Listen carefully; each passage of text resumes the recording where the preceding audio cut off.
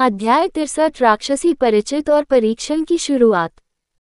बहरहाल यह जहरीली विधि अच्छी तरह से काम कर गई और अब मानवता और राक्षसी ताकतें बहुत लंबे समय तक लगभग बराबर की स्थिति में थीं। किसी भी पक्ष को लाभ नहीं मिल रहा था। ये स्पष्ट था कि विष विधि बहुत अच्छी तरह से काम करती थी, लेकिन कुछ क्षेत्रों में ओझाओं के शरीर को विघटित करने की विधि अभी भी अपनाई जाती थी। अब इस बात पर थोड़ी नाराजगी होने लगी थी कि मानवता इतनी आगे बढ़ गई है। निस्संदेह कुछ मूर्ख सामान्य लोग थे जिन्हें लगा कि यह नैतिक है और उन्होंने सामान्य मानव शहरों में इसके खिलाफ विरोध प्रदर्शन भी किया। यह अफसोस की बात थी। अतीत के ताकतवर लोगों ने अब एक शांतिपूर्ण समय बनाया है और उन्हें बिना किसी चिंता के आराम से रहने की अनुमति दी है। ओझाओं द्वारा सीमाओं पर रक्षक कुत्तों के रूप में काम करने और दैनिक आधार पर रक्तपिपासु और क्रूर राक्षसों का सामना करने के कारण उन्होंने शहरों में एक आसान जीवन का आनंद लिया।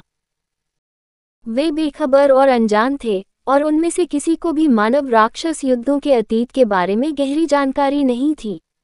वे राक्षसों की क्रूरता और उनके अत्याचार को भूल गए थे। वे अपने पूर्वजों द्वारा दिए गए खूनी बलिदान को भूल गए थे। अपने साथी की लाश को नष्ट करना, अपने दोस्त की लाश को नष्ट करना, अपने प्रियजनों के शरीर को टुकड़े टुकड़े करना। क्या उन्होंने सोचा था कि ओझाओं को ऐसी हरकतें करने में मजा आता था? सामान्य मनुष्यों की आधुनिक पीढ़ी यह भूल गई थी कि ओझाओं के पास भी दिल होता है और वे अपनी जान जोखिम में डाले बिना शांति से रहना चाहते हैं। ओझा भी अंततः इंसान ही थे। कुछ लोग इसके बारे में जानते थे और इसका सम्मान करते थे, लेकिन हमेशा ऐसे लोग भी थे जो इससे बेहतर कुछ नहीं जानते थे और शरीर के विघटन के इस कृत्य को क्रूर और अमानवीय बताते थे। अमानवीय, जिन लोगों ने मानवता की अवधारणा को बनाए रखने में उनकी मदद की, उन्हें अमानवीय कहना हास्यास्पद था। ओझा समझ से परे शक्तियों वाले प्राणी थे। वे सामान्य मनुष्यों से अलग थलग रहते थे, ये जानते हुए भी कि एक साथ मिल जाने पर क्या संघर्ष होगा। आखिरकार ईर्ष्या, द्वेष और घृणा ऐसी चीजें हैं जो मनुष्य आसानी से प्राप्त कर लेते हैं, और जिस समय में वे रहते थे उनमें आपस में संघर्ष आखिरी चीज थी जो कोई भी चाहता था। तब नहीं जब वे किसी भी क्षण राक्षसों पर बढ़त हासिल कर सकते थे या किसी भी पल बढ़त खो सकते थे। एक छोटे स्तर के राक्षस को कम से कम उनसे निपटने के लिए एक औपचारिक रूप से प्रशिक्षित नौसिख या ओझा की आवश्यकता होती थी।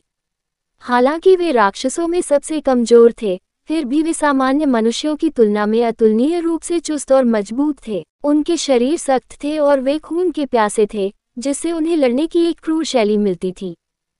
वे एक कमजोर मानव बच्चे को छिन्न भिन्न करने में संकोच नहीं करेंगे, और इन बच्चों का मानना था कि वे अपने आकर्षक और महंगे उपकरणों से उस स्तर के राक्षस को वश में कर सकते हैं।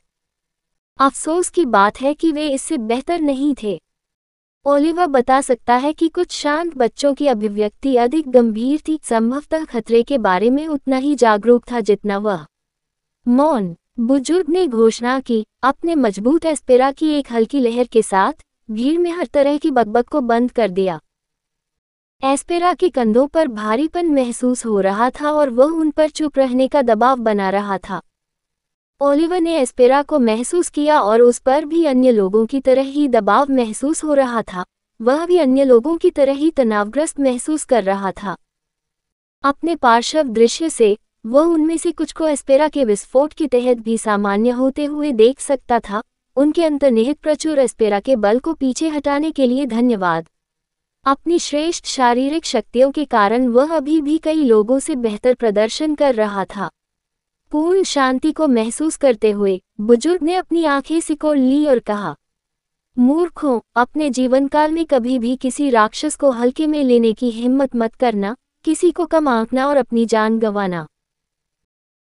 तुम भविष्य के ओझा हो और इसे अपने दिल और दिमाग में अंकित कर लेना चाहिए कि राक्षस चाहे कितना भी कमजोर क्यों न लगे, कभी नहीं इसे हल्के में लो।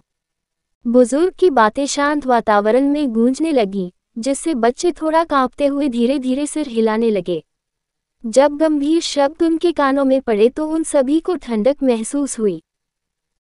हालांकि ओलिवर अभी भी कुछ बच्चों की आंखों में अनिच्छा देख सकता था। वे इस तथ्य को स्वीकार नहीं करना चाहते थे कि वे अकेले एक छोटे राक्षस को संभालने में सक्षम नहीं होंगे। यहाँ तक कि बड़े ने भी देखा लेकिन कुछ नहीं कहा। ऐसे बच्चे सोचते हैं कि वे बहुत अहंकारी हैं और जल्द ही अपने क्षेत्र में सबक सीख लेंगे। वैसे भी ये बात है। मैं अब आप सभी को जंगल में ले जाऊंगा। याद रखें कि आप सभी पर कबीले के कुलीन लोगों की नज़र रहेगी। आपको इस कार्यक्रम में अपना सर्वश्रेष्ठ आचरण करना होगा। यदि आप अच्छा प्रदर्शन करते हैं, कोई बुजुर्ग आपको अपने संरक्षण में लेने पर विचार कर सकता है। या ये भी संभव है कि आप अपने प्रदर्शन के आधार पर भविष्य में सीधे किसी मुख्य उत्तराधिकारी के अधीन काम कर सकें। क्लिक करें। बुजुर्ग ने अपनी उंगलियां चटकाईं जिससे हल्की सी आवाज आई। जैसे ही बुजुर्ग ने अपनी उंगलियां चटकाईं, एक तेज आवाज हवा में गूंज गई, जिससे हर दर्शक अपनी गर्दन आसमान की ओर झुकाने के लिए मजबूर हो गया। वातावरण में एक कर्कश चीख गूंज उठी, जो एक राक्षसी उपस्थिति के आगमन का संकेत दे रही थी। एक विशाल छाया ने सभा पर ग्रहण लगा दिया, और जब भीड़ ने ऊपर का भयावह दृश्य देखा तो वे स्तब्ध रह गए। ऊपर एक विशाल राक्षसी पक्षी मंडरा रहा था, जिसके पंख एक अंधेरे शगुन की तरह आकाश में फैले हुए थे। उसके पंख आधी रात की तरह काले, अपने चारों ओर की रोशनी को अवशोषित करते हुए प्राणी को भय की आभा से भरते हुए प्रतीत होते थे। गहरे लाल रंग की आंखें अलौकिक तीव्रता से चमक रही थीं, आत्मा को ठंडक पहुंचाने वाली भूख से नीचे मरे हुए लोगों पर टिकी हुई थी।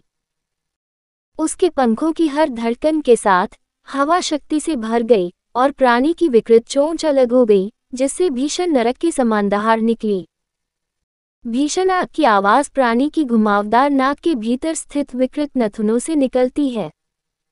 उसकी घुमावदार नाक, विकृत नथुनों से धुएं का गुबार निकलता था, जिससे राक्षसी पक्षी के चारों ओर भय का आभामंडल बढ़ जाता था।